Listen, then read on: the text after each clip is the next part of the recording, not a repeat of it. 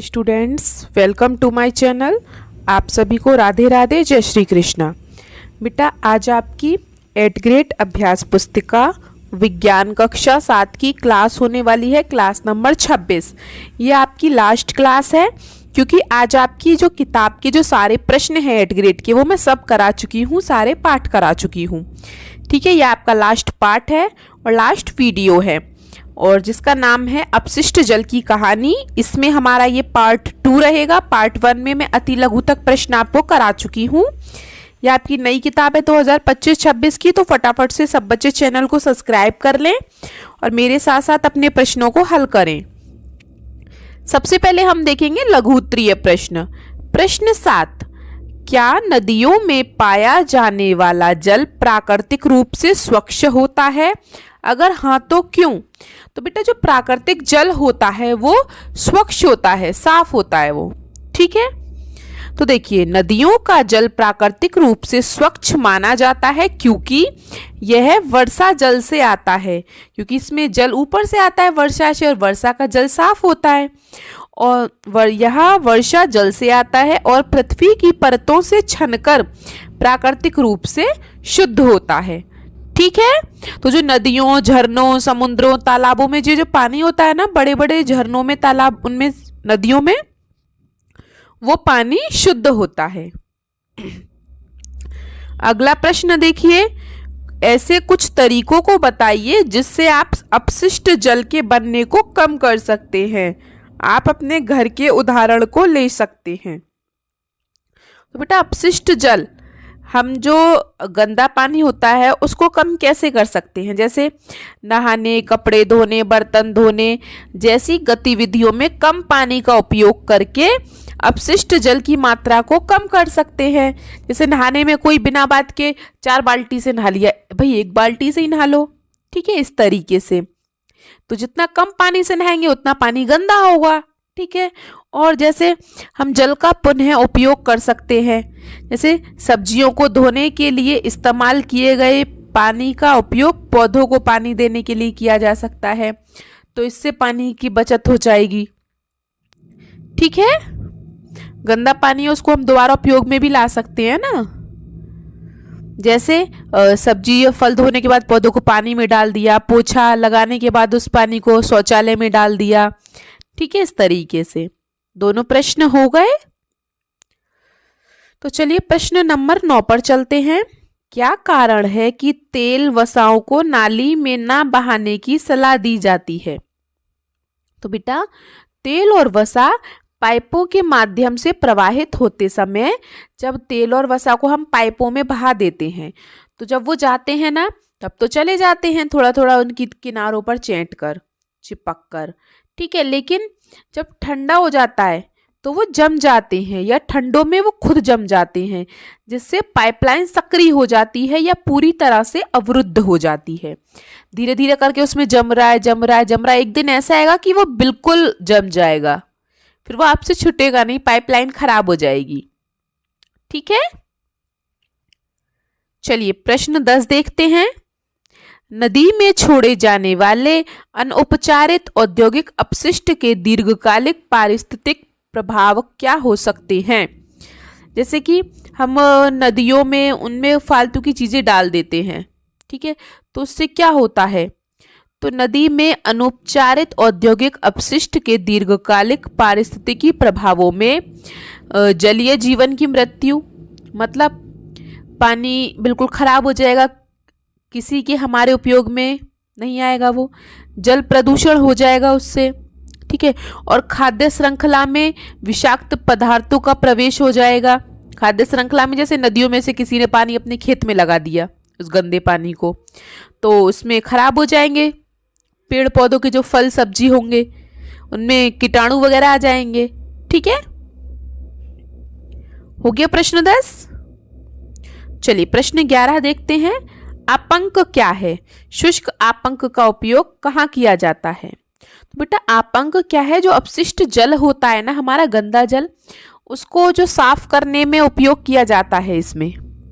ठीक है, इसका जो जैसे अपांग है, बायोगैस है, इनको हम शुद्ध जल को जब साफ करते हैं तो इन्हें उपयोग में लेते हैं।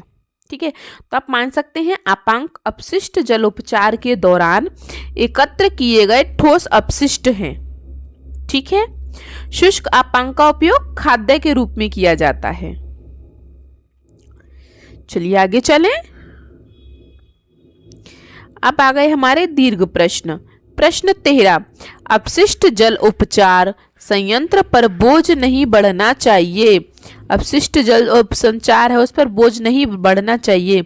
इसके संदर्भ में एक जागरूक नागरिक के रूप में अपनी भूमिका समझाइए।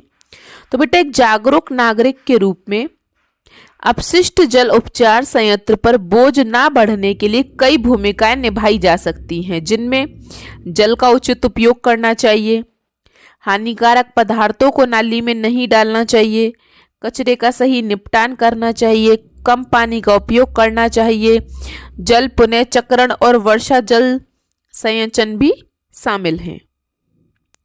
तो हम काफी सारे कार्य ऐसे हैं जिससे जल को गंदा होने से बचा सकते हैं। ठीक है, तो मैंने छोटा सा लिखवाया, ज्यादा बड़ा किया नहीं है, 3-4 लाइनें काफी हैं आपके लिए। ठीक है, हो गया बेटा। तो फिर अब हम आगे चलें प्रश्न 14 पर। चलिए प्रश्न 14 पर चलते हैं। प्रश्न 14 देखिए आपका क्या कह रहा है। अगर आपके आसपास स्वच्छता नहीं है, मतलब हमारे आसपास गंदगी है, तो आपके जीवन पर क्या प्रतिकूल प्रभाव पड़ेगा, इसका विस्तार पूर्वक वर्णन कीजिए। तो बेटा, जब हमारे आसपास गंदगी होगी तो क्या होगा। देखो, कचरा और गंदगी पर्यावरण को प्रदूषित करते हैं, जल स्रोतों को दूषित करते हैं और मिट्टी की गुणवत्ता को खराब करते हैं। गंदगी से कई तरह की बीमारियां जैसे हैजा, टाइफाइड, मलेरिया और डेंगू फैल सकती है। गंदा वातावरण तनाव, चिंता और निराशा की भावना पैदा कर सकता है। तो गंदगी एक बहुत ही बेकार चीज है, इसलिए हमें अपने आसपास सफाई रखनी चाहिए, गंदगी नहीं फैलानी चाहिए। ठीक है, हो गया सबका प्रश्न 14। किसी को कोई दिक्कत परेशानी? चलिए तो प्रश्न 15 पर चलते हैं। अपशिष्ट जल से स्वच्छ जल प्राप्त करने के प्रक्रम में सम्मिलित चरणों का संक्षेप में वर्णन कीजिए। अब देखो, ये प्रश्न आप सोचें कितना बड़ा प्रश्न है, लेकिन ये प्रश्न इतना पूछा ही बेटा इसने, इतना है, मैं क्या करूं बताओ। देखो, वरना ये तो इतना बड़ा है, बहुत ज्यादा, बहुत नॉर्मल, बहुत मुश्किल से छोटा किया है। इसने क्या पूछा है, गंदे जल को स्वच्छ जल बनाना है, तो उसमें जो जो चरण शामिल है सबको लिखो। तो बेटा उसमें 3 चरण शामिल हैं। पहला भौतिक उपचार, दूसरा रासायनिक उपचार और तीसरा जैविक उपचार। और तीनों ही काफी बड़े बड़े हैं ये, लेकिन मैंने काट काट के बहुत छोटा किया है। जितना मुझसे हो सका मैंने उतना छोटा किया है। देखो, समझना है, रटना नहीं है। देखो क्या कह रहा है प्रश्न, भौतिक उपचार में क्या होता है, जो बड़े बड़े जो कचरा होता है ना, बड़े बड़े टुकड़े कपड़ों के, प्लास्टिक, डंडा, लकड़ी वगैरह, इन सबको, है ना, इन सबको इकट्ठा किया जाता है भौतिक उपचार में। इन सबको छाना जाता है एक छन्नी से, बड़ी से। ठीक है, फिर उसके बाद इनको क्या किया, पानी को धीरे धीरे बहाया जाता है। धीरे से क्यों बहाते हैं उसके बाद, क्योंकि जिससे जो उसमें पत्थर, कंकड़, बालू, रेत ये सब होता है ना, तो वो सब नीचे बैठ जाता है और साफ साफ पानी आगे जाता है। तो इतना है हमारा भौतिक उपचार में। देखो, जैसे इसमें जल में उपस्थित ठोस बड़े पदार्थ जैसे कपड़ों के टुकड़े, प्लास्टिक, डंडे आदि अलग हो जाते हैं।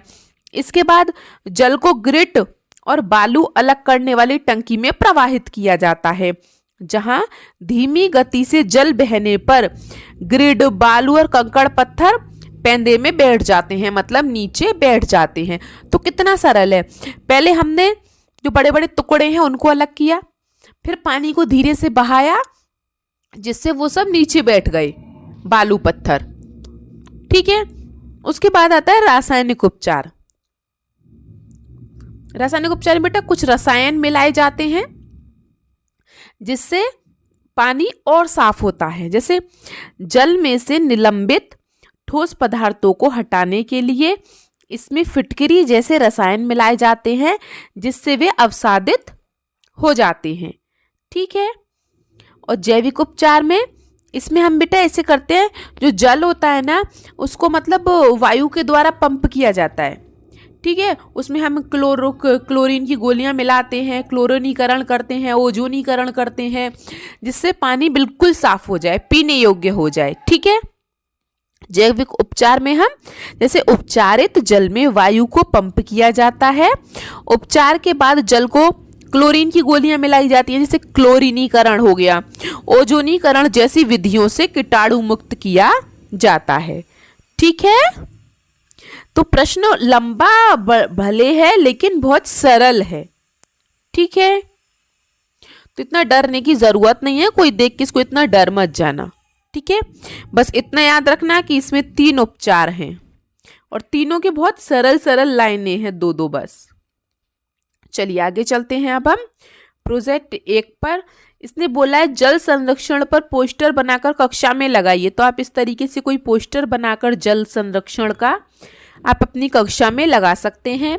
हम चलते हैं प्रोजेक्ट 2 पर। देखिए प्रश्न 1 क्या कह रहा है। अपने घरों में जल की उपयोगिता को देखते हुए निम्न तालिका को पूर्ण कीजिए। आपके घर में जल का कितना, कहाँ और कैसे उपयोग होता है। जैसे आपके परिवार में कुल सदस्यों की संख्या, जैसे मेरे परिवार में हम 4 लोग रहते हैं, तो मैंने यहाँ पे 4 लोग लिखे हैं। अब चारों लोग क्या क्या करते हैं, जैसे मानो ब्रश किया हम सब ने चारों ने, तो कम से कम 8 लीटर पानी लग गया। 8 लीटर पानी ज़्यादा मत सोचना, जैसे 8 किलो आपने देखोगे ना, 1 लीटर में एक उसमें दूध देते हो, किसी घर में गाय भैंस होती है तो उन्हें पता होगा 1 लीटर कितना होता है। 2 ग्लास के बराबर मान लो, बस 2-3 ग्लास के बराबर। जैसे आपका जो पानी पीने का नॉर्मल ग्लास होता है, 3 ग्लास पानी मतलब 1 लीटर हो गया। ठीक है, जैसे नहाने में कम से कम 80 लीटर पानी लग जाएगा। भाई सब एक एक बाल्टी से नहाएंगे और एक बाल्टी कम से कम 20 लीटर की तो होती ही है।